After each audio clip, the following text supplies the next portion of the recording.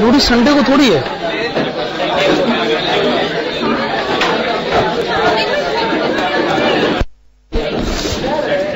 चलिए आइए शुरू करते हैं कॉस्ट ऑफ कैपिटल।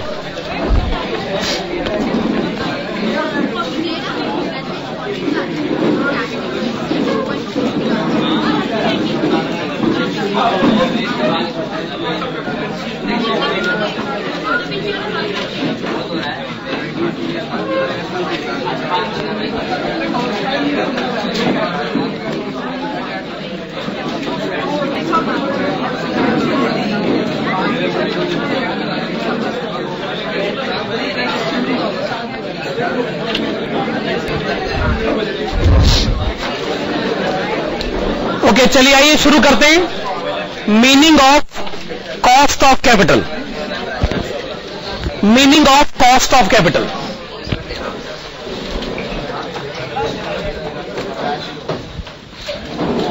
हाँ जी, meaning of cost of capital.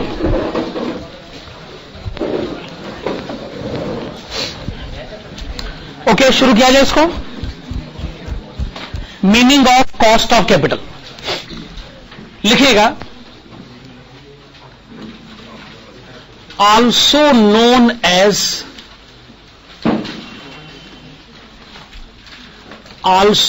as target rate.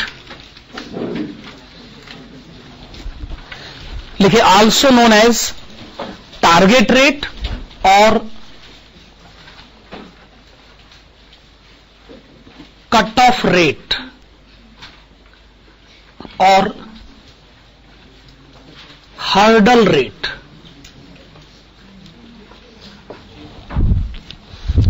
Also known as target rate और कट ऑफ रेट और hurdle rate, comma the cost of capital means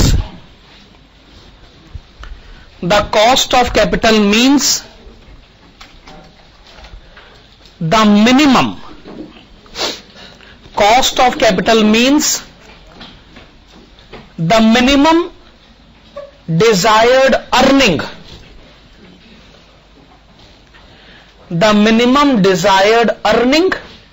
by the firm.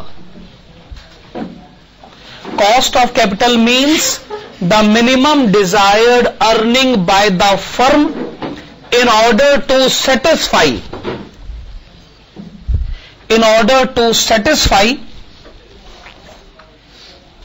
the expectations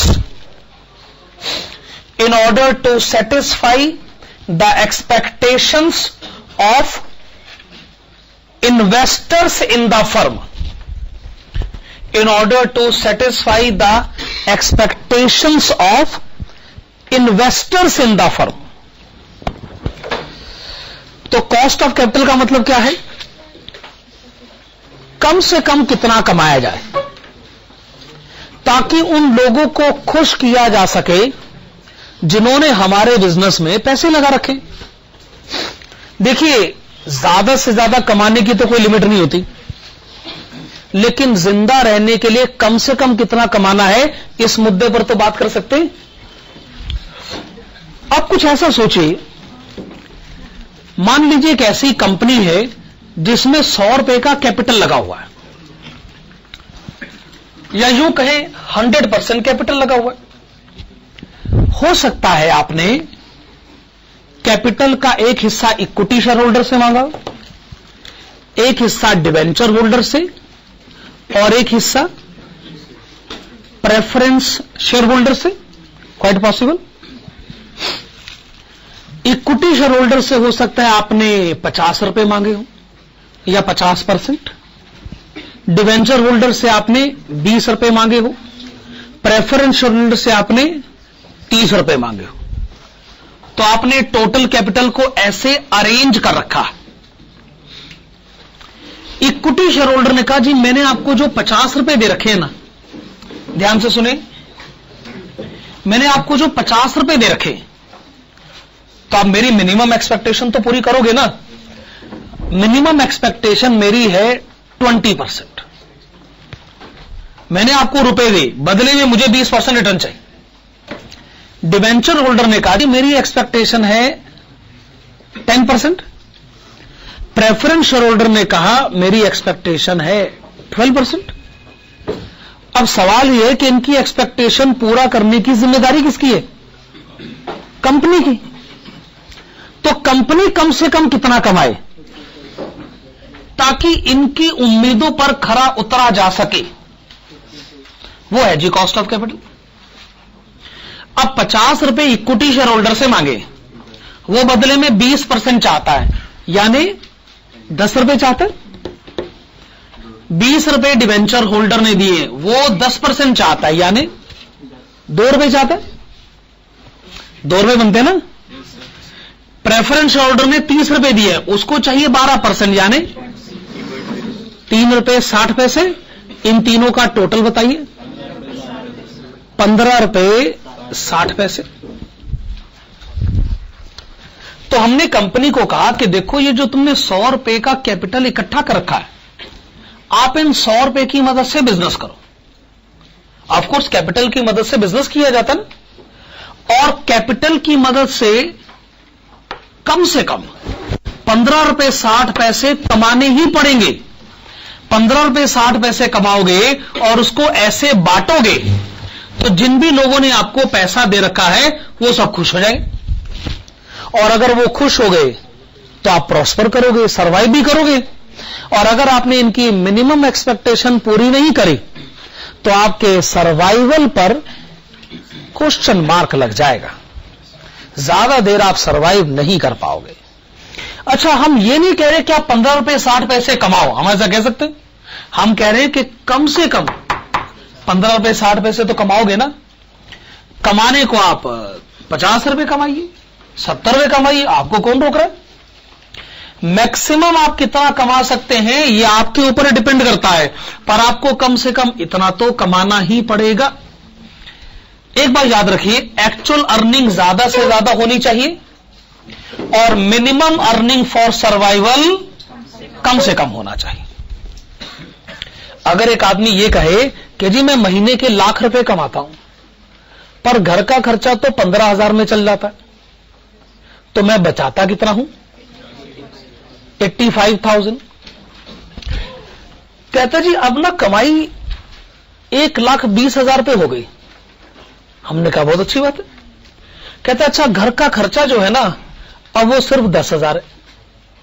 हमने कहा ये दूसरी अच्छी बात है। अब आप कितने रुपए बचाते? 1,10,000 रुपए। भाई वो कैसे हो पाया, मैं इस मुद्दे पर बात नहीं कर रहा हूं, पर ये दोनों अच्छी बातें हैं ना। अब एक स्टूडेंट कहता है जी मेरे 75% मार्क्स आते हैं। हमने कहा बहुत अच्छी बात है, 85% आएंगे और भी अच्छी बात होगी। तो अच्छी बात यह है कि नंबर ज्यादा से ज्यादा लाए जाएं। दूसरी अच्छी बात क्या है? दूसरी अच्छी बात क्या है? मिनिमम क्वालिफाइंग मार्क्स कम से कम हो जाए। कल को इंस्टीट्यूट ये कहे अरे 50% नंबर नहीं चाहिए, अब खाली 45% चाहिए, आप कीजिए बहुत अच्छी बात है, इसमें बुरा क्या? हमारी भला से 40% कर दो, हम तो कहते हैं जी 15% कर दो, 5% कर दो, हमारा क्या जाता? भाई हमने तो वही 85% लाने, हमने तो 85% ही लाने। लेकिन यह तय है कि मिनिमम पासिंग मार्क्स जितने कम हो, अरे मैं इसका बुरा क्यों मानूंगा भला? अच्छी बात है। जब मैं मिनिमम क्वालिफाइंग मार्क्स से अपने जो मेरे मार्क्स आए हैं उसका डिफरेंस पता करूंगा, क्या वो डिफरेंस ज्यादा बड़ा नहीं हो जाएगा? तो मेरे को तो अच्छा ही लगेगा ना। मेरे को दोनों बातें अच्छी लगती, मेरे मार्क्स ज्यादा से ज्यादा और मिनिमम क्वालिफाइंग मार्क्स कम से कम। हम इस चैप्टर में आपको क्या पढ़ा रहे हैं? मिनिमम। हम आपको पढ़ा रहे हैं मिनिमम अर्निंग फॉर सर्वाइवल। हम आपको मैक्सिमम अर्निंग क्यों नहीं पढ़ा रहे? क्योंकि वो दुनिया में कोई किसी को नहीं पढ़ा सकता। भला हम आपको ये भी पढ़ाएंगे कि आपको मैक्सिमम कितने रुपए कमाने चाहिए, लो ये हम कैसे पढ़ा सकते हैं? पर हम आपको ये तो पढ़ा सकते हैं ना कि सरवाइव करने के लिए कम से कम कितना कमाना होगा। ये है हमारे इस चैप्टर का ऑब्जेक्टिव, ठीक है ना। एक एसी चला दो, कौन सा वाला चलाना है? चलो आगे वाला चला दो। ओके, लिखिएगा कंसेप्ट नंबर 2। कंसेप्ट नंबर 1 हो गया, meaning of cost of capital. अब आप लिखिएगा कंसेप्ट नंबर 2।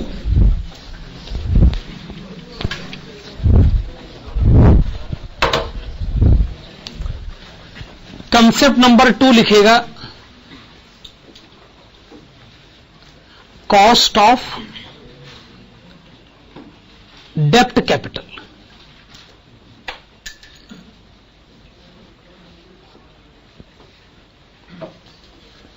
चलिए, आपने लिखा कंसेप्ट नंबर 2 कॉस्ट ऑफ डेप्ट कैपिटल। देखिए, प्राइमरली आज की क्लास में मुझे लगता है कि कॉस्ट ऑफ डेप्ट कैपिटल ही डिस्कस हो पाएगा। कॉस्ट ऑफ डेप्ट कैपिटल का एक्सप्लेनेशन बड़ी देर तक जाता है, उसके बाद आएगा कॉस्ट ऑफ प्रेफरेंस कैपिटल, आएगा फिर कॉस्ट ऑफ इक्विटी कैपिटल। पर मुझे लगता नहीं कि आज की क्लास में मैं cost of preference capital deal कर पाऊंगा। कॉस्ट ऑफ डेप्ट कैपिटल में आज की क्लास जा सकती है। इसका जो एब्रीविएशन है वो है KD। इसका जो एब्रीविएशन है वो है KD। KD काफी सुना सुना सा नाम लगता है ना, KD पाठक। कौन से सीरियल में आता है? अदालत में आता ना। आपका लोग का IQ लेवल कितना स्ट्रांग है ना। कौन सा सीरियल किस टाइम पर आता है, वैसे कौन से दिन को आता है, उसका रिपीट टेलीकास्ट कब होता है, सारी जानकारी हासिल होता है ऐसे ऐसे करके, उंगलियों में जानकारी है सारी।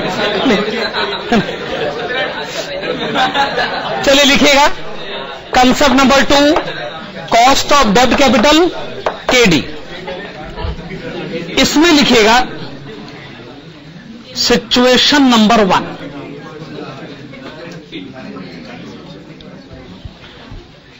इसमें लिखेगा सिचुएशन 1।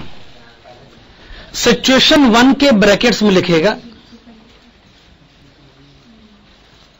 डेप्ट रिडीमेबल। सिचुएशन नंबर 1 के ब्रैकेट में लिखेगा डेप्ट रिडीमेबल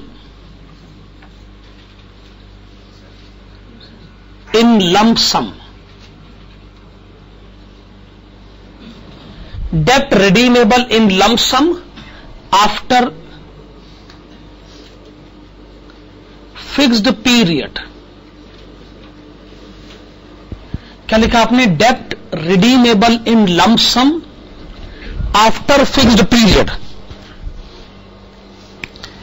देखिए, बेसिकली हमने 3 तरीके की सिचुएशन आपसे डिस्कस करनी है डेप्ट कैपिटल के कंटेक्स्ट में।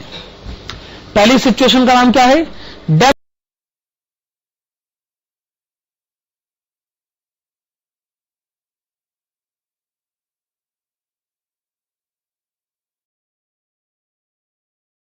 Redeemable in lump sum after fix period. जैसे हो सकता है हमने आज डिबेंचर इशू करे और हमने कहा जी हम इसको 10 साल के बाद लौटा देंगे और सारा का सारा पैसा इकट्ठा ही लौटा देंगे, तो आप इसको क्या कहेंगे? डेप्ट redeemable in lump sum after fixed period. Situation number 2 सुनिए जरा।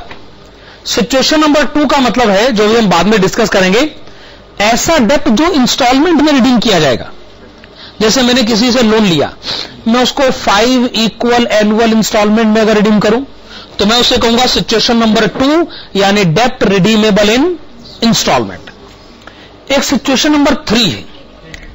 सिचुएशन नंबर 3 है इररिडीमेबल डेप्ट। इसका मतलब ऐसा कोई लोन लेना जो जिंदगी भर कभी वापस नहीं किया जाएगा। हां, उसके ऊपर जिंदगी भर इंटरेस्ट जरूर दिया जाएगा पर लोन कभी वापस नहीं किया जाएगा। आप ऐसा ये कह सकते हो जी तो प्रैक्टिकली पॉसिबल नहीं है। भला कोई आदमी दुनिया में ऐसे लोन थोड़ी देता है कि लोन कभी वापस मत करना, इंटरेस्ट हमेशा देते रहना। क्या ऐसा कभी होता है? पहले होता था। अच्छा देखिए, होता है या नहीं होता, अगर हमारे क्वेश्चंस में इसकी एग्जिस्टेंस है तो हम मना तो नहीं कर सकते, लेकिन अगर आप ध्यान से सोचें तो ऐसे बड़े सारे एग्जाम्पल मिलते हैं, अभी भी हैं और हमेशा रहेंगे। एक एग्जाम्पल सुनिएगा, ये एग्जाम्पल हो सकता है आप अप्रिशिएट भी करें। सेविंग बैंक अकाउंट में अगर आपके रुपए जमा है तो क्या इसका मतलब आपने बैंक को लोन दिया? सेविंग बैंक अकाउंट में अगर आपके रुपए जमा है तो क्या इसका मतलब है आपने बैंक को लोन दिया? तभी तो बैंक आपको इंटरेस्ट देती है।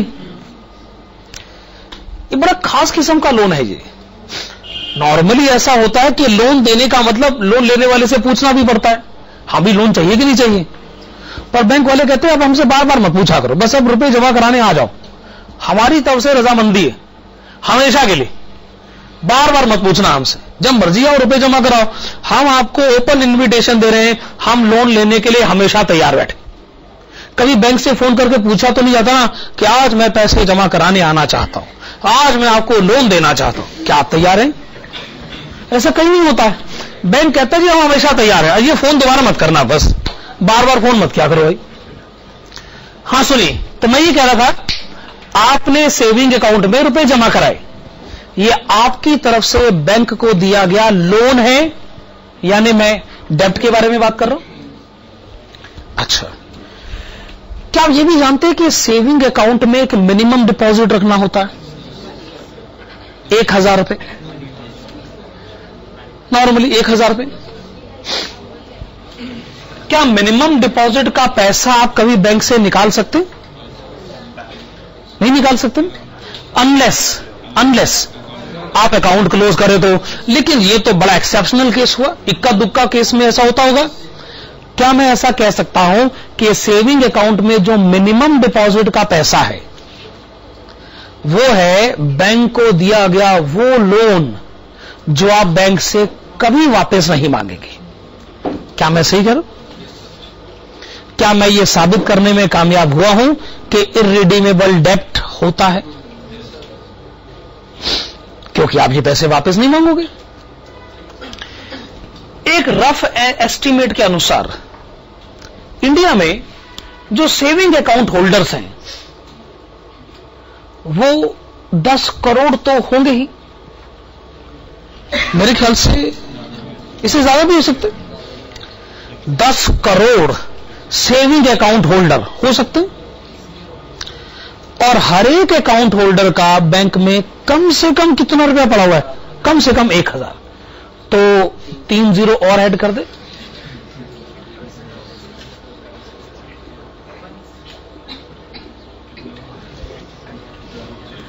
इसका मतलब बैंकों के पास इतना ह्यूज अमाउंट पड़ा है जो बैंक कभी अपने कस्टमर को नहीं लौटाएंगे। इसके ऊपर वो कस्टमर को क्या देंगे? सेविंग अकाउंट 4% ही देना ना उन्होंने, है ना? और खुद कितना कमाएंगे? 15%। इसका मतलब इतने बड़े अमाउंट पर बैंक खुद कमाएगा 15% और आपको देगा सिर्फ 4%। ह्यूज डिफरेंस उसके पास आ रहा है कि नहीं आ रहा? अच्छा, फिक्स डिपॉजिट में क्या होता है? फिक्स डिपॉजिट में आपको 9-10% दिया जाता है। वो कहते हैं हमने 15% कमाया तो चलो आपको 9-10% दे दिया। वो बात तो समझ में आती है ना, पर आपको नहीं लगता कि इसके ऊपर बैंक को अनड्यू एडवांटेज मिल रहा है?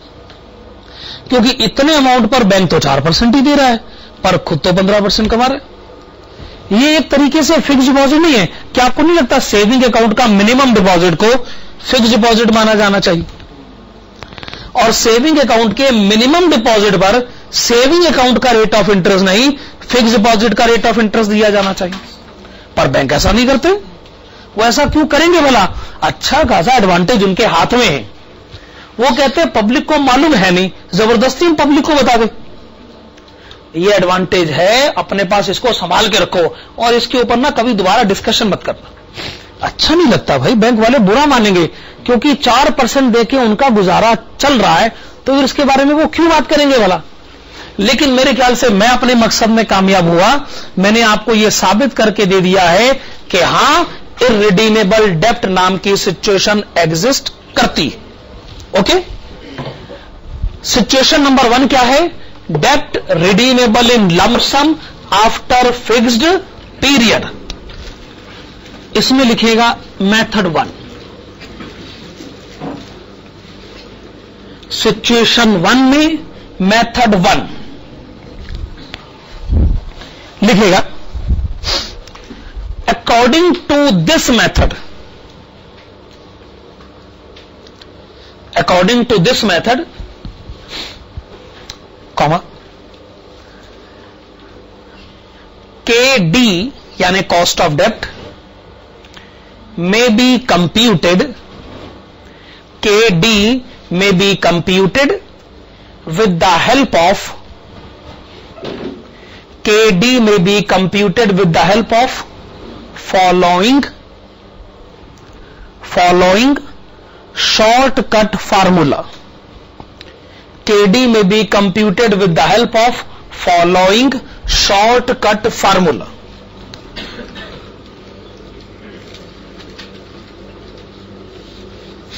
फार्मूला लिखिएगा,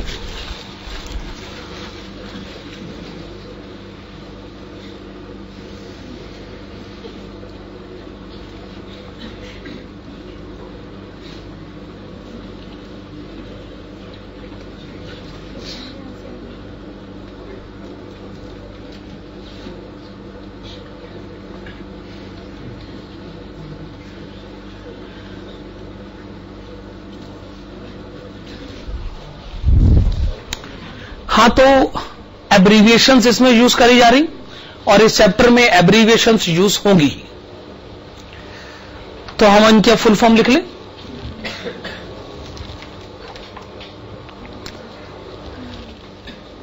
ओके, फार्मूला लिखा आप लोगों ने। I stands for interest.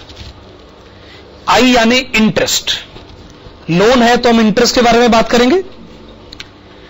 T stands for tax rate. T stands for tax rate. N number of years, यानी आप डिवेंचर को कितने साल के बाद रिडीम करोगे। RV redeemable value, RV redeemable value. जैसे अगर आप ये कहते हो कि आज जो 100 रुपए का डिवेंचर इश्यू करा गया है, हम इसको 5 साल बाद रिडीम करेंगे, 10% प्रीमियम पर रिडीम करेंगे, तो आज का 100 रुपए का डिवेंचर 5 साल के बाद कितने रुपए लौटाए जाएंगे? 110 रुपए। हम उसको कहेंगे रिडीमेबल वैल्यू। और NP लिखिएगा नेट, NP लिखेगा net proceeds.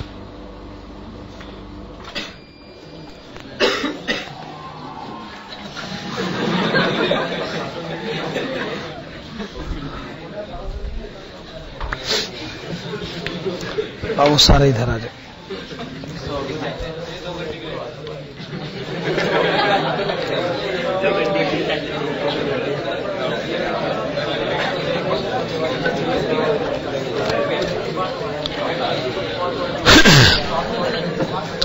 Okay, net proceeds का मतलब क्या है? ये सेस आज जो हमने डिवेंचर इश्यू करा है, तो जी हमको कैश कितना मिला? हो सकता है जब हमने 100 रुपए का डिवेंचर इश्यू करा हो तो हमने उसको 5% डिस्काउंट पर इश्यू करा, तो अपनी जेब में कैश आया कितना है? 95। This is known as net proceed. Net proceed यानी आज हमें कैश मिला कितना है। रिडीमेबल वैल्यू, एक दिन हम कैश वापस करेंगे कितना। एन यानी कितने साल बाद वापस करेंगे। आई यानी इंटरेस्ट और टी यानी टैक्स रेट। फार्मूला आप लोगों ने लिख लिया। फिर आप एक काम करिएगा, आप लिखिएगा एग्जाम्पल।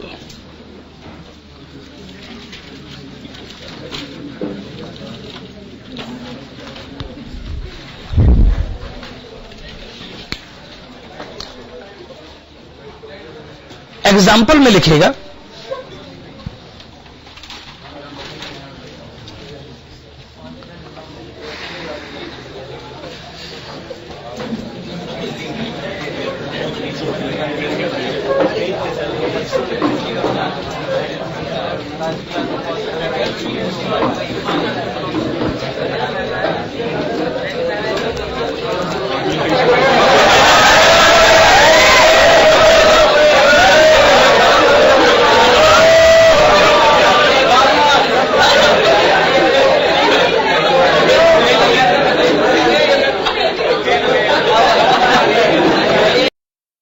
टैक्स सेव किया जा सकता है। 10 रुपए का इंटरेस्ट पे करोगे, ध्यान से सुने, 10 रुपए का इंटरेस्ट दोगे तो टैक्सेबल इनकम 10 रुपए कम हो जाएगी। अगर टैक्सेबल इनकम 10 रुपए कम हो गई तो उसके ऊपर 5 रुपए का टैक्स बचाया जा सकता है। तो टैक्स सेविंग के बाद एक्सपेंडिचर आपको कितना पड़ जाता है? अगर 10 रुपए पे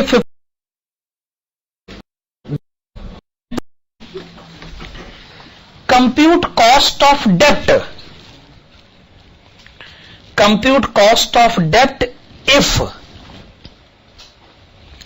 compute cost of debt if interest rate is 10%, if interest rate is 10% and tax rate is 50%, interest rate is 10% and tax rate is 50%. चलो एंटरटेनमेंट पार्ट खत्म हुआ। एग्जाम्पल लिखिएगा, ए company issues a debenture, a company issues a debenture having face value, A company issues a debenture having face value of rupees 100. A company issues a debenture having face value of rupees 100 which is to be redeemed,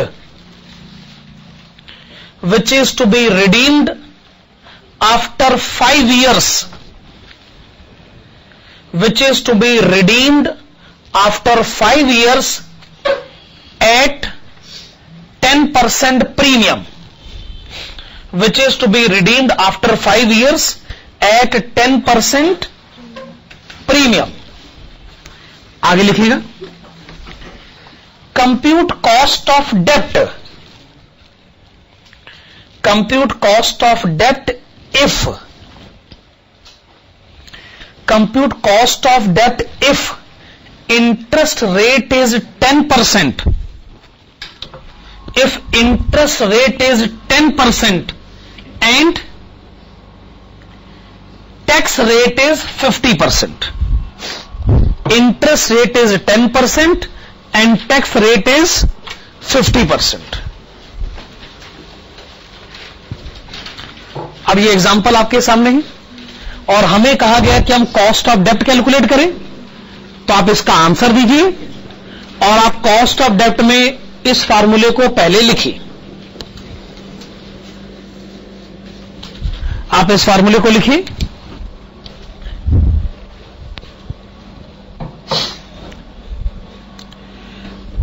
अब इस फार्मूले की शुरुआत हो रही है आई से, यानी इंटरेस्ट से। डिवेंचर की फेस वैल्यू बताइए 100 रुपए, रेट ऑफ इंटरेस्ट बताइए 10%, 100 रुपए पर 10% इंटरेस्ट कितना बनता है? 10 रुपए।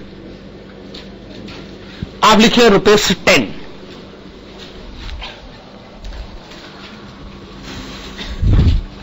एक बार फिर से, आप 10 रुपए का इंटरेस्ट देते, तो मैंने पहले लिख लिया कि आप 10 रुपए का इंटरेस्ट देते। आप भले ही 10 रुपए का इंटरेस्ट देते हैं पर आपको खर्चा 10 रुपए नहीं पड़ता। टैक्स का रेट कितना है? 50%।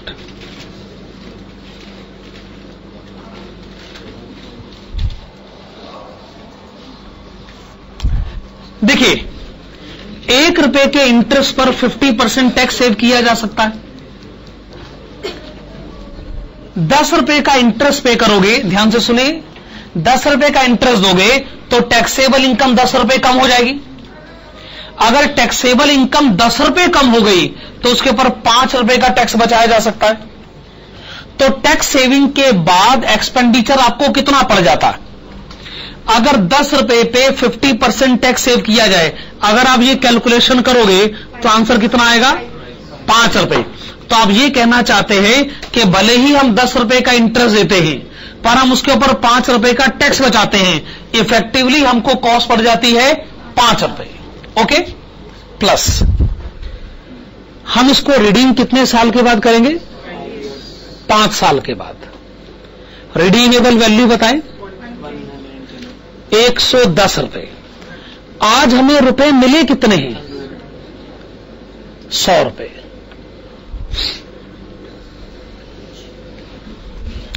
Divided by 110 plus 100 divided by 2 is equal to,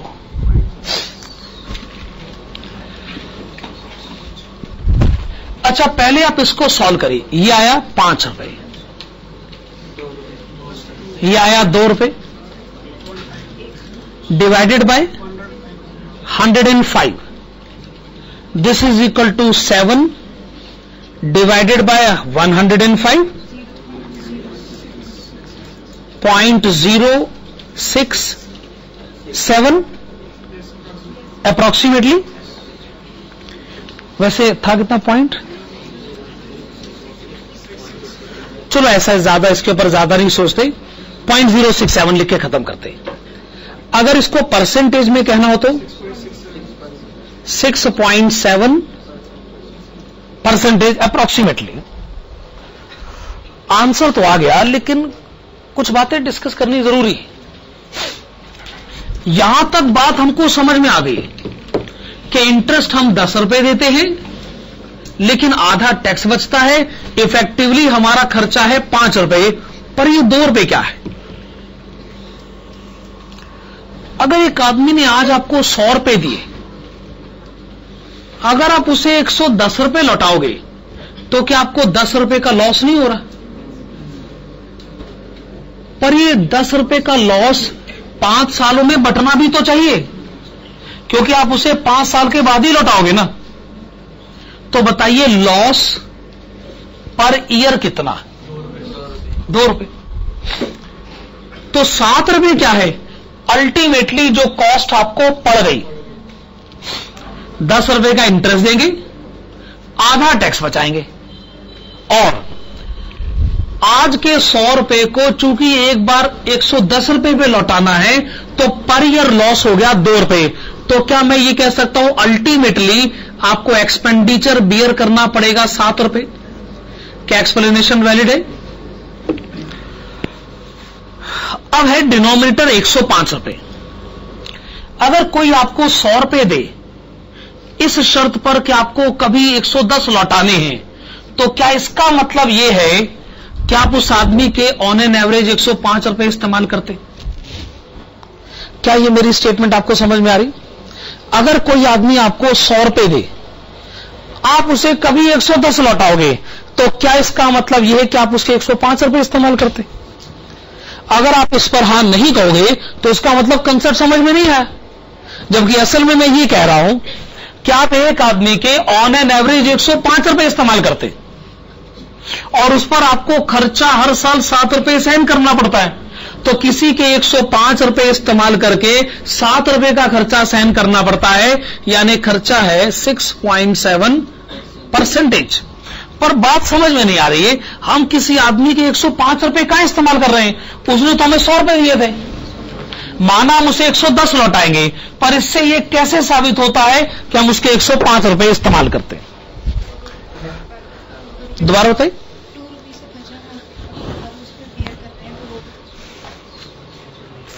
सुनिए, जब आप कहते हो कि हमने उसे ₹10 ज्यादा लौटाने,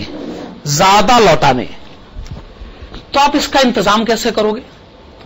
हर साल 2 रुपए प्रॉफिट एंड लॉस अकाउंट से उठाओ, 5 साल तक लगातार। हर साल अगर 2 रुपए उठाए जाए 5 साल तक लगातार, तो क्या इससे 10 रुपए का इंतजाम हो जाएगा? टैक्स के बारे में बात नहीं कर रहा हूं। अब आप सोचिए, 1 साल खत्म हुआ, हमने प्रॉफिट एंड लॉस अकाउंट को कहा कि भाई साहब 2 रुपए देना। उसने पूछा क्या करोगे? हमने कहा वो डिवेंचर होल्डर को ना एक्स्ट्रा पैसे देने। तो उसने कहा ठीक है ले जाओ, ये 2 रुपए आपके हो गए। अच्छा, मैंने प्रॉफिट एंड लॉस अकाउंट से 2 रुपए ले लिए और मैंने अपनी जेब में रख ली। इधर डिवेंचर होल्डर खड़ा है, कहते भाई साहब ये क्या हो रहा है? आपने अभी भी उसको कहा कि 2 रुपए दो ताकि आप उससे लेकर मुझे दो, पर आपने मुझे तो दिए नहीं। तो हमने उसको क्या कहा? दे देंगे, जल्दी किस बात की, हम आपको कब देंगे? 5 साल के बाद। यानी आप हर साल प्रॉफिट एंड लॉस अकाउंट से 2 रुपए उठाओगे, ये कहकर उठाओगे कि उसे देने, पर उसे दोगे नहीं। ये बताओ, आपने उस आदमी के दूसरे साल कितने रुपए इस्तेमाल करे? 102 रुपए। 100 रुपए तो उसी ने दिए थे आपको, 2 रुपए आपने प्रॉफिट एंड लॉस अकाउंट से उठाए पर उसे दिए नहीं। तो क्या अब आपके पास उसके 102 रुपए नहीं है? उसके अगले साल आपके पास कितने रुपए हैं? 104। उसके अगले साल 106, उसके अगले साल 108।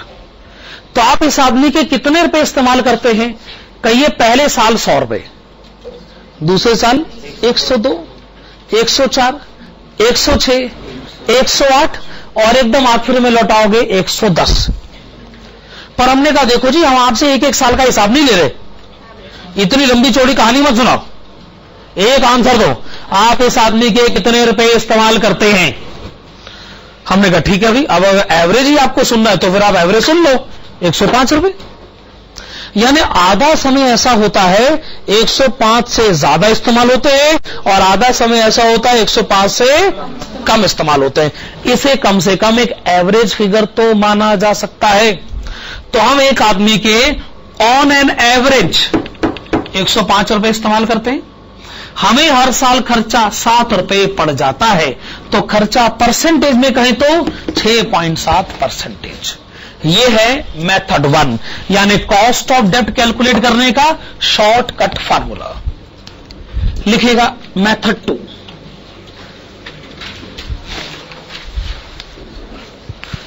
मत भूलिए आप सिचुएशन 1 पढ़ रहे हैं, अभी टोटल 3 सिचुएशन पढ़नी है कॉस्ट ऑफ डेब्ट में। यह सिचुएशन 1 का मेथड 2 है। लिखेगा according to this method, according to this method,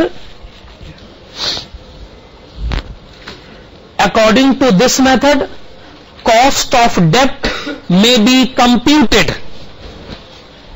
According to this method, cost of debt may be computed with the help of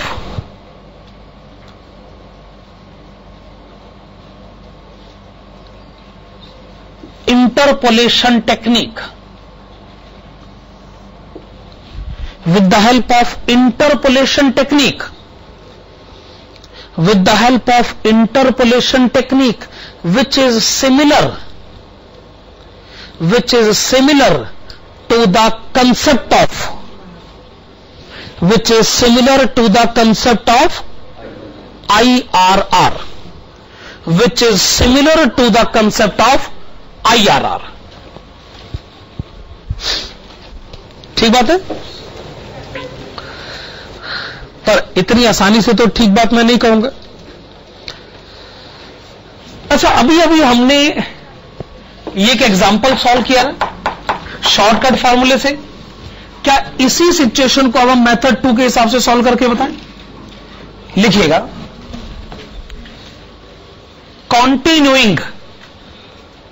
continuing the information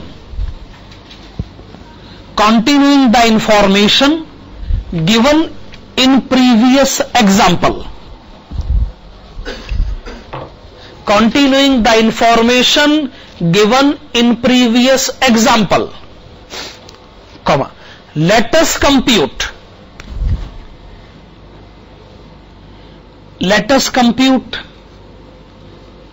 NPV.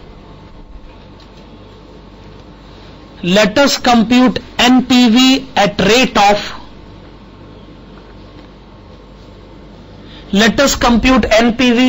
of 6% and 8% in the following manner.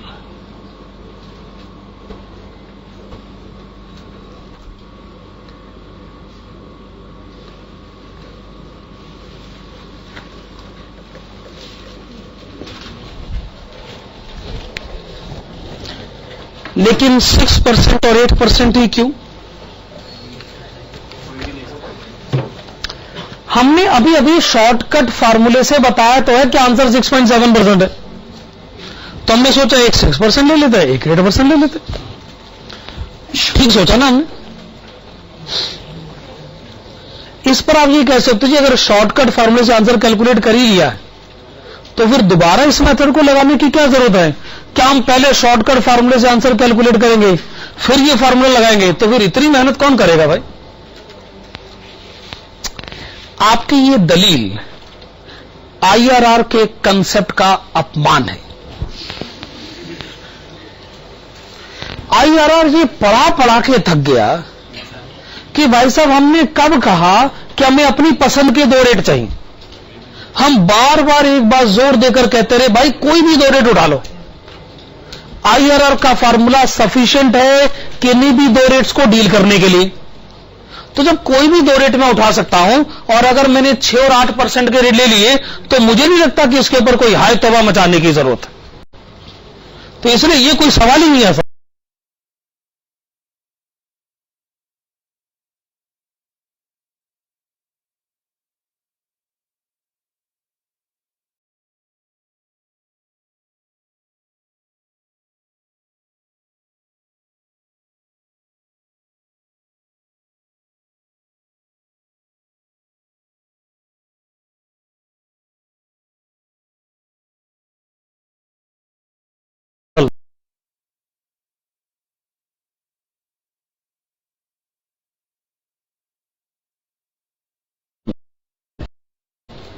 Concept clear कर ले हैं तो 6 और 8% का rate ले लिया तो ये कोई बहुत बड़ा मैटर नहीं। कोई भी 2 रेट ले सकते हैं। आईआरआर ने कभी नहीं कहा कि मुझे अपनी पसंद के 2 रेट चाहिए।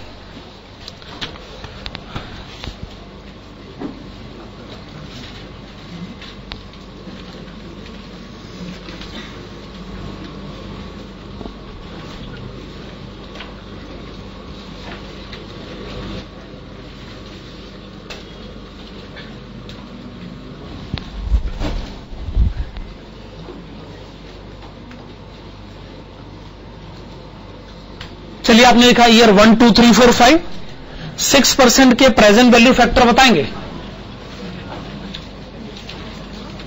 0.943 0.890 0.840 0.792 0.747 8% के प्रेजेंट वैल्यू फैक्टर बताएं 0.926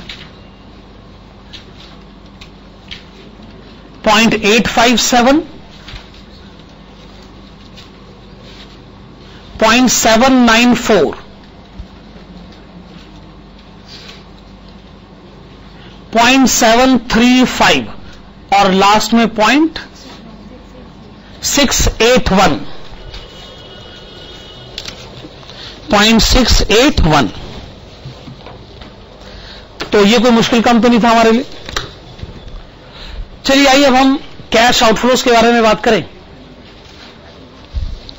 देखो कैपिटल बस्टिंग के चैप्टर में क्या होता था कि शुरू में पैसा जाता था बाद में आता था,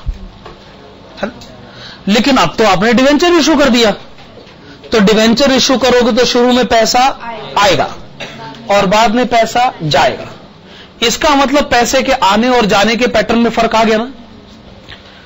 आने के पैटर्न में तो फर्क आया, कंसेप्ट में वर्क थोड़ी आ गया भाई। कंसेप्ट तो अभी भी वहीं का वही है, बस जाने और आने के पैटर्न में फर्क आ गया। डिवेंचर है 100 रुपए का, जब 1 साल बीतेगा तो आप इसके ऊपर इंटरेस्ट देंगे 10% यानी 10 रुपए। 100 रुपए का डिवेंचर, 10% इंटरेस्ट यानी 10 रुपए। लेकिन इसके ऊपर हम 50% टैक्स सेव करेंगे। इफेक्टिवली सोचा जाए तो हम पेमेंट कितनी करेंगे? 5 रुपए। इफेक्टिवली सोचा जाए तो हम पेमेंट करेंगे 5 रुपए। दूसरे साल के आखिर में हम फिर 10 रुपए का इंटरेस्ट पे करेंगे, फिर हम 50% टैक्स सेव करेंगे। इफेक्टिवली पेमेंट हम करेंगे 5 रुपए। तीसरे साल के आखिर में भी ऐसा ही होगा।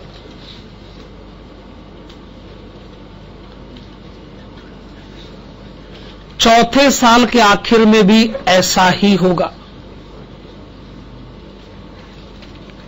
5वें साल में भी ऐसा ही होगा। लेकिन 5वें साल के आखिर में हम डिबेंचर रिडीम करेंगे, वो भी 10% प्रीमियम पर।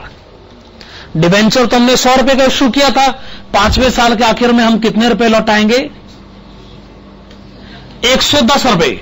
तो 5वें साल में पेमेंट कितनी हो गई? 115 रुपए। ठीक है। क्या मुझे बता सकते हैं 5 साल में पेमेंट का टोटल कितना है? 135 रुपए। पर यह सिर्फ कहने की बात है। ये 135 रुपए की पेमेंट फ्यूचर में होगी, टुकड़ों में होगी। फ्यूचर में होने वाली पेमेंट की तो जी प्रेजेंट वैल्यू निकाली जाएगी।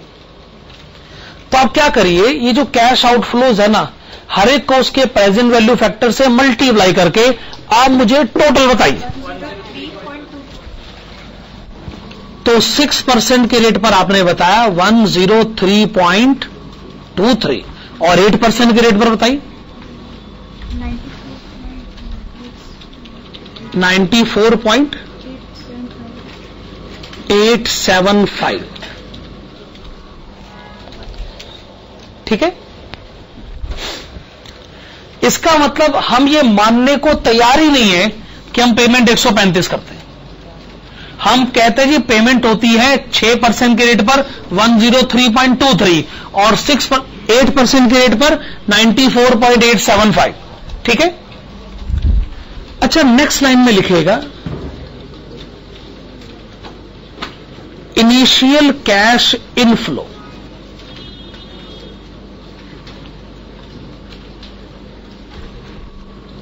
जब आपने डिबेंचर इश्यू किया था तो आज आपको कैश मिला कितना था?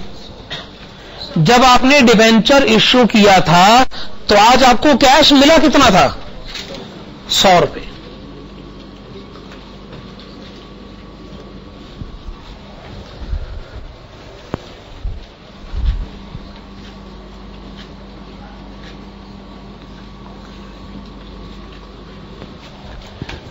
%6 के रेट ने कहा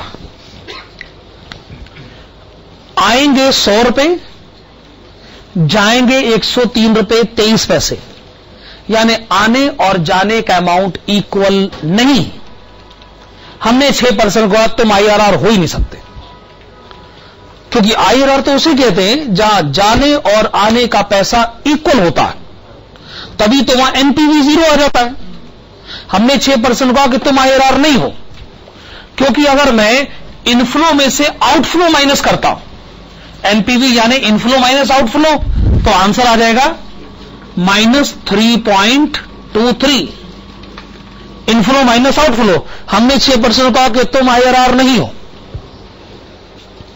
हमने 8% कहा तुम भी IRR नहीं हो, क्योंकि देखो पैसा आया है 100 रुपए, गया है 94.875।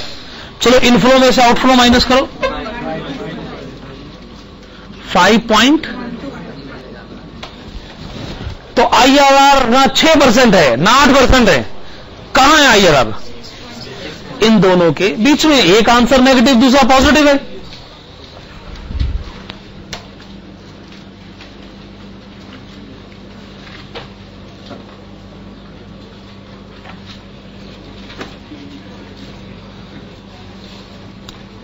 बेसिकली हमें इंटरपोलेशन टेक्निक अडॉप्ट करनी है। तो इंटरपोलेशन टेक्निक का फॉर्मूला लगाएगा L प्लस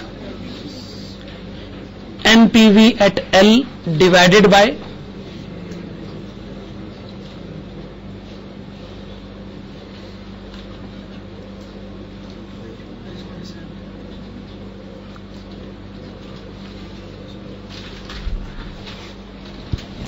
तो फॉर्मूला लिखा आप लोगों ने। अब आप मुझे बताएं लोअर रेट कितना लिखा है? 6%। फिर ये बताएं 6% के रेट पर एनपीवी कितना? -3.23।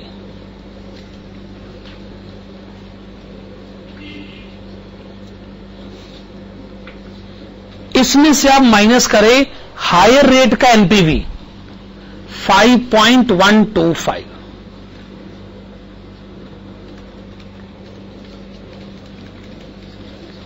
Multiplied with higher rate minus lower rate. Higher rate यानी 8%, लोअर रेट यानी 6%। आंसर बताएं। 6.77। अप्रोक्सीमेटली वही आंसर आ गया ना जो आंसर आपका मेथड 1 में भी आया हुआ था। 6.7%। इसका मतलब 6.7% एक बात साबित करता है कि आने वाला पैसा और जाने वाला पैसा इक्वल है। जो आया सो गया। तो आपको कम से कम कितना कमाना पड़ेगा ताकि आने और जाने के पैसे को इक्वल साबित किया जा सके? 6.7%। आप इस समय क्या पढ़ रहे हैं? कॉस्ट ऑफ डेप्ट। उसमें सिचुएशन नंबर 1, उसमें मेथड नंबर 2। सिचुएशन नंबर 1 का नाम बताइए। डेप्ट redeemable in lump sum after fixed period. उसका आंसर 2 तरीकों से निकाला जाता है। लिखेगा सिचुएशन नंबर 2। सिचुएशन नंबर 2 के ब्रैकेट्स में लिखेगा डेप्ट रिडीमेबल इन इंस्टॉलमेंट्स। सिचुएशन नंबर 2 ब्रैकेट्स में लिखेगा डेप्ट redeemable in installments.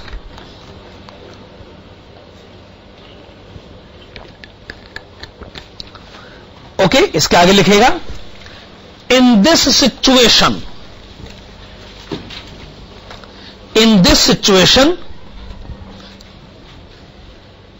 there is no shortcut formula. In this situation, there is no shortcut formula. There is no shortcut formula and cost of debt can be computed. There is no shortcut formula and cost of debt can be computed only with the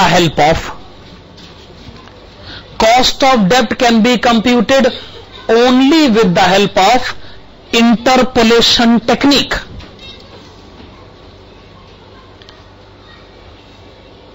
तो ये जो situation हम आपसे discuss करने जा रहे हैं इसमें सिर्फ इंटरपोलेशन टेक्निक ही आपके काम आ सकती है। शॉर्टकट फार्मूला हमारे पास है ही नहीं। लिखिएगा एग्जाम्पल। एग्जाम्पल में लिखेगा a company issues a debenture. A company issues a debenture having face value of ₹100, having face value of ₹100, which is to be redeemed which is to be redeemed in 5 equal annual installments, which is to be redeemed in 5 equal annual installments. Okay, 5 equal annual installments. Full stop.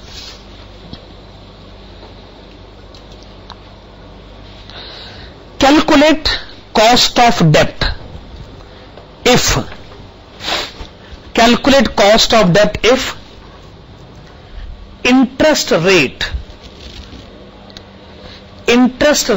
is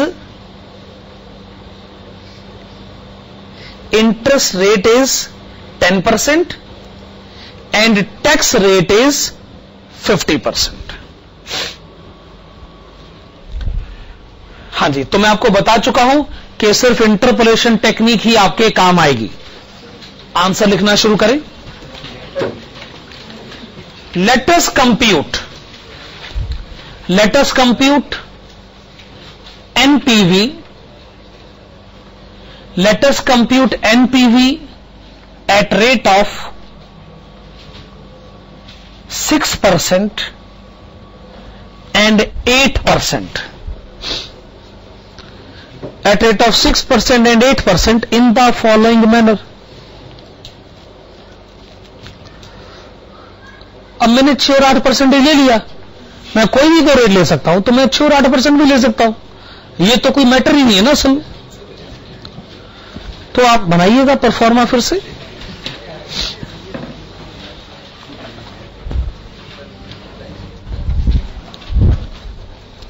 हाँ जी, ये सारा pro forma, ये सारे columns एक बार फिर से बनाइए.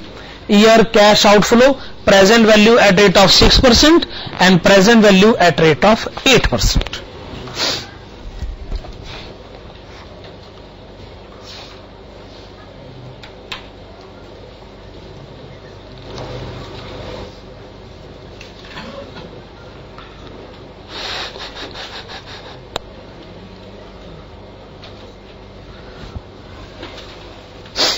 Okay, शुरू किया जाए.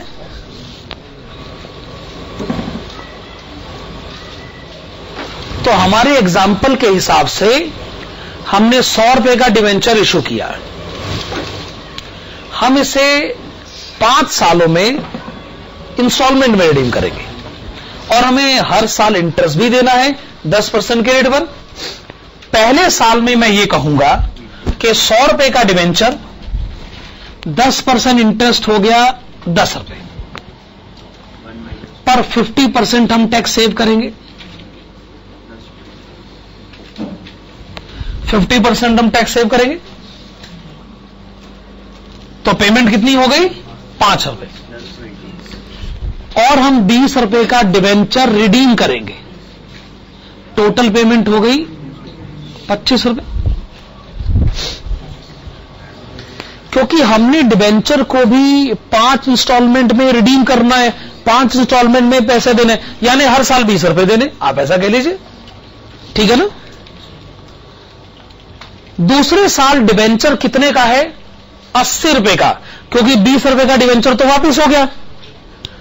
10% इंटरेस्ट 8 रुपए. 50% टैक्स सेव करिए. 20 रुपए का डिवेंचर रिडीम करिए. टोटल पेमेंट 24 रुपए.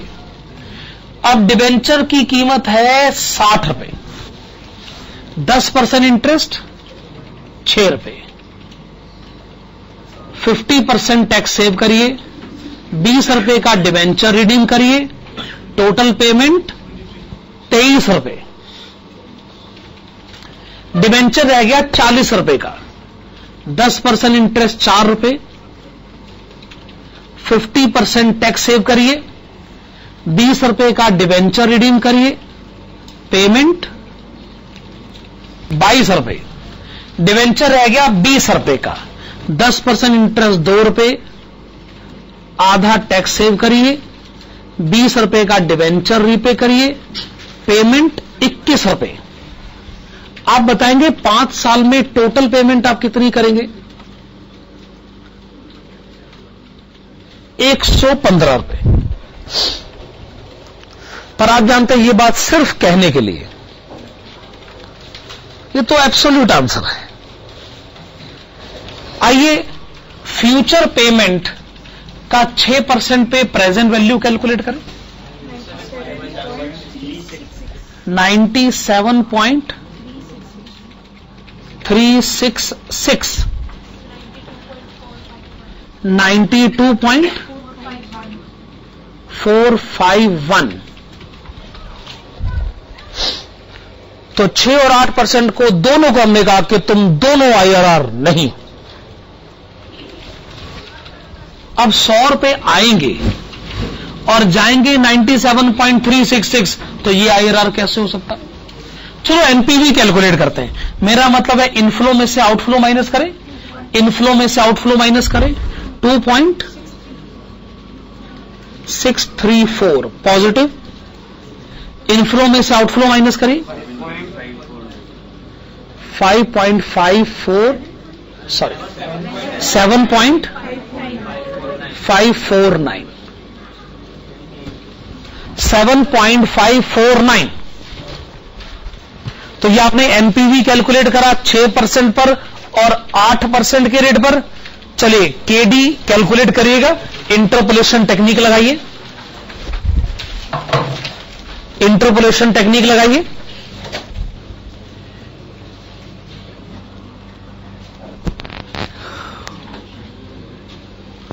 लोअर रेट आपको कितना दे रखा है? 6%। 6% पर एनपीवी कितना है? 2.634।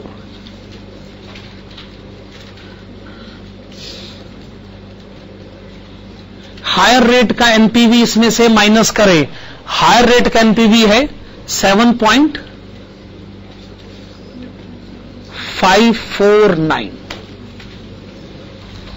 हमने लिखा 7.549, 7.549। Higher rate 8% minus 6%, 4.93%। ये बात हमने पहले भी पढ़ रखी है कि ये हो सकता है कि आप 6 और 8% पर कैलकुलेशन करें और आंसर 6 और 8% के बीच में ना आए, ये हो सकता है। देखिए हमने कॉस्ट ऑफ डेप्ट के सिचुएशन नंबर 2 को समझ लिया है। सिचुएशन नंबर 2 यानी डेप्ट रिडीमेबल इन इंस्टॉलमेंट। अब आप लिखेंगे सिचुएशन नंबर 3, ये लास्ट सिचुएशन होगी कॉस्ट ऑफ डेप्ट में, ये लास्ट सिचुएशन होगी कॉस्ट ऑफ डेप्ट में। ब्रैकेट में लिखेगा इररिडीमेबल डेप्ट, ब्रैकेट में लिखेगा इररिडीमेबल डेप्ट। इसमें आप लिखेगा in this situation cost of डेप्ट can be computed. In this situation, cost of debt can be computed only with the help of shortcut formula, only with the help of shortcut formula in the following manner। तो ये तय हो गया कि irredeemable डेप्ट में interpolation technique नहीं लगती, सिर्फ शॉर्टकट फार्मूला लगता है, और वो फार्मूला है KD is equal to I 1 minus T divided by NP। सबसे सिंपल फार्मूला तो यही है नहीं। देखिए हमने इस कंसेप्ट को थ्योरेटिकली पढ़ लिया है। अब आप एक काम करिएगा, आप आइएगा पेज नंबर 41 पर। Please come to page number 41। इसमें जो क्वेश्चन नंबर 1 और 2 है, आप क्वेश्चन नंबर 1, 2 को कह सकते हो कॉस्ट ऑफ डेब्ट के कॉस्ट ऑफ डेब्ट से ये रिलेटेड है। क्वेश्चन नंबर 3 जो है वो कॉस्ट ऑफ प्रेफरेंस कैपिटल से रिलेटेड है। अभी आप पढ़िए question number 1, page number 41, question number 1, उसमें ए point, A company issues ₹10 lakh 16% debentures of ₹100 each. The company is in 35% tax bracket. You are required to calculate cost of debt if debentures are issued at number 1 par, number 2 10% discount, number 3 10% premium.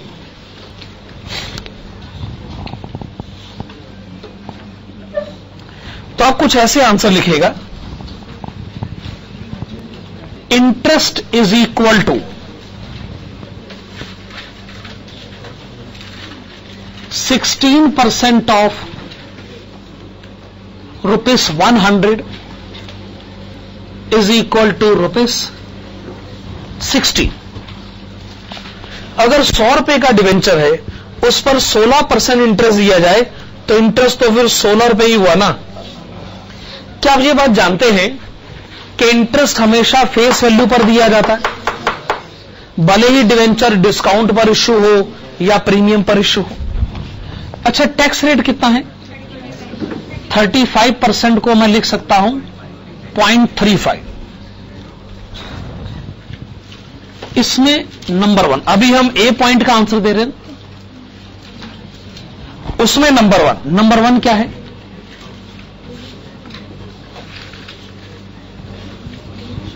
Issue at par, यानी हमने debenture को face value पर issue किया। 100 रुपए का debenture अगर पार पर face value पर इश्यू हो तो पहले तो यह बताइए नेट प्रोसीड कितना लिखना है? 100 रुपए। नेट प्रोसीड आपने लिखा 100 रुपए, 100 रुपए का डिवेंचर इश्यू करा, 100 रुपए का कैश हमको मिल गया। हम क्या कैलकुलेट करना चाहते हैं? कॉस्ट ऑफ डेब्ट।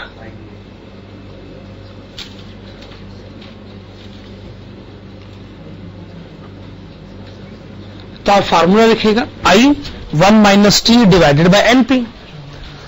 अगर क्वेश्चन में कुछ ना लिखा हो तो आप रिडीमेबल मानेंगे कि इररिडीमेबल? आप रिडीमेबल मान के देख लीजिए। रिडीमेबल मानोगे तो और सवाल उठेंगे। अच्छा बताओ कितने साल बाद रिडीम करना है, कैसे रिडीम करना है? जब सवाल कुछ कह ही नहीं रहा तो आप कहां असम्पशन लेते फिरोगे भाई? तो इररिडीमेबल मानना सेफ ऑप्शन नहीं है। हां, तो आपने इंटरेस्ट कितना पे करना है? ये रहा 16 रुपए। टैक्स का रेट 35%। नेट प्रोसीड 100 रुपए। आंसर देने में जल्दबाजी मत करिएगा, क्योंकि हम इसको समझना भी चाहते हैं। असल 16/100, 16/100 इज इट 0.16? 16/100 is it 0.16? और 0.16 यानी 16%। 16/100 is 0.16, that is 16%, multiplied with 1 minus 0.35. What is the answer? 10.4%. देखिए, ये बात हमें मालूम है कि आप 16% इंटरेस्ट दे रहे हैं, ये तो हमें मालूम है, पर 16% इंटरेस्ट के बावजूद 35% टैक्स भी तो बचता है। अगर एक कंपनी 16% इंटरेस्ट दे पर उस पर 35% टैक्स बचाए तो बताइए कॉस्ट कितने परसेंटेज पड़ गया? 10.4%। क्या ये बात सही? अब आप लिखेगा नंबर 2। नंबर 2 क्या लिखा हुआ है? Issue at 10%, discount.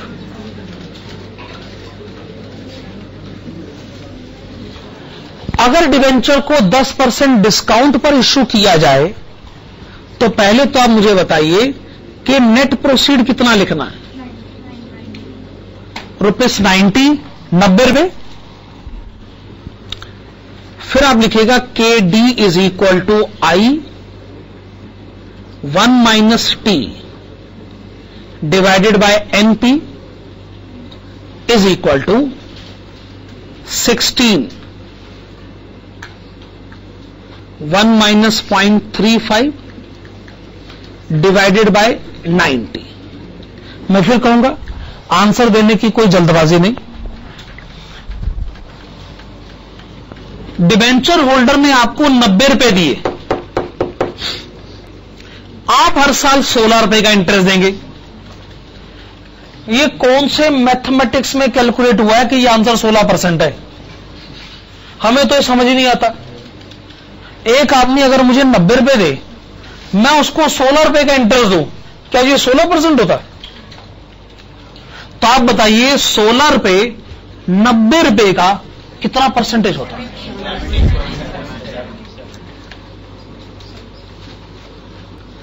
आपने बताया 17.78%। तो आपने पहले तो कहा कि आप पहले तो अपना पॉइंट ऑफ व्यू क्लियर करिए। सिर्फ इसलिए कि आप इंटरेस्ट हमेशा फेस वैल्यू पर कैलकुलेट करते रहे, तो आप इस धोखे में क्यों हैं? पहली बात तो इंटरेस्ट का रेट 16% है ही नहीं। अगर कोई आपको 90 रुपए का उधार दे और आप हर साल 16 रुपए का ब्याज दे, हमारी कैलकुलेशन कहती है कि रेट ऑफ इंटरेस्ट है 17.78%। हां, वो हम मानते हैं कि इसके ऊपर 35% टैक्स सेव होता है, इस बात से हमने इनकार नहीं किया। अब बताओ जी, कॉस्ट कितनी पड़ गई? 11.56%।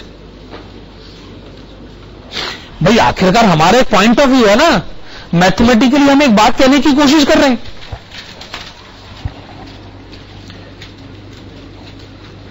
नंबर 3 लिखिएगा, इश्यू एट 10% प्रीमियम। तो हमने डिवेंचर इश्यू किया, आज हमको कैश मिला कितना है? 110 रुपए। आखिरकार 10% प्रीमियम के साथ कैश तो इतना ही मिला। तो एक बार फिर से लिखा जाए, K D is equal to interest 1 minus tax rate divided by net proceed. Interest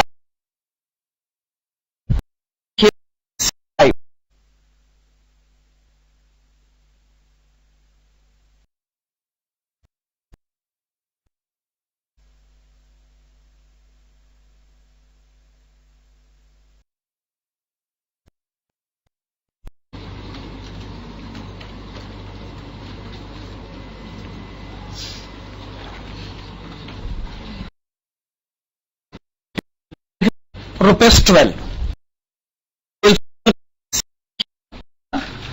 16 रुपए। टैक्स रेट वही है जो कि पहले था 0.35।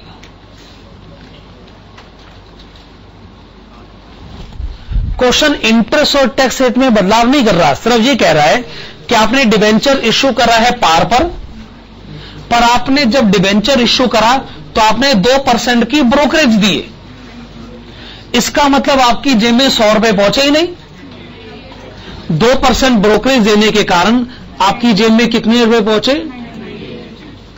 98।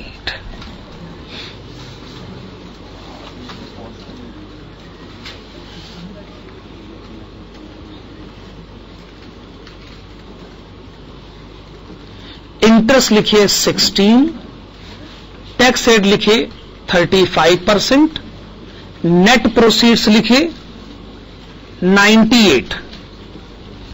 आप सीधा आंसर बता दें।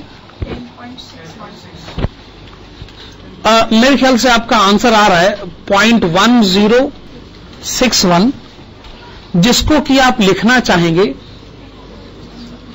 10.61%।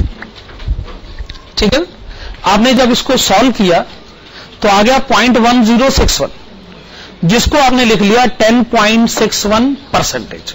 ओके, ये आपने क्वेश्चन नंबर 1 का आंसर दिया है। हम इस समय पढ़ रहे हैं कॉस्ट ऑफ डेब्ट कैपिटल।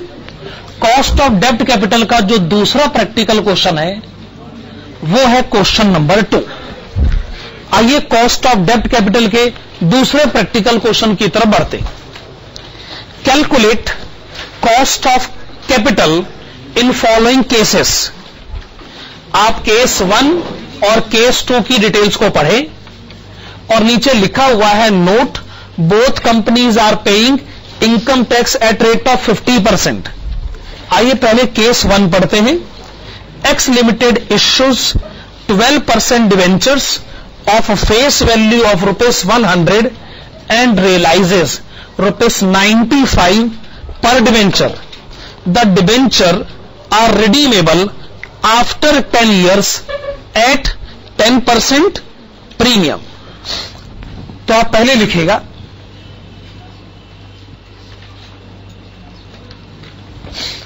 इंटरेस्ट आई, 100 रुपए का डिवेंचर है, 12% रेट ऑफ इंटरेस्ट है। Amount of interest ₹12। 100 रुपए का डिवेंचर है, 12% रेट ऑफ इंटरेस्ट है, अमाउंट ऑफ इंटरेस्ट ₹12। अच्छा, टैक्स का रेट तो नीचे लिखा ही हुआ है 50%। आज जो हमने डिबेंचर इश्यू किया है, हमको रुपए कितने मिले हैं?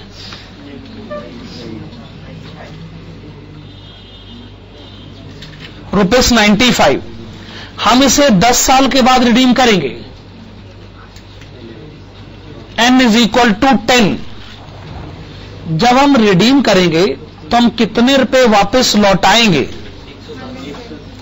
110 रुपए।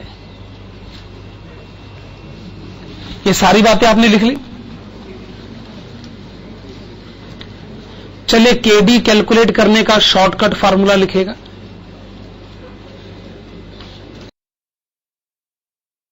+9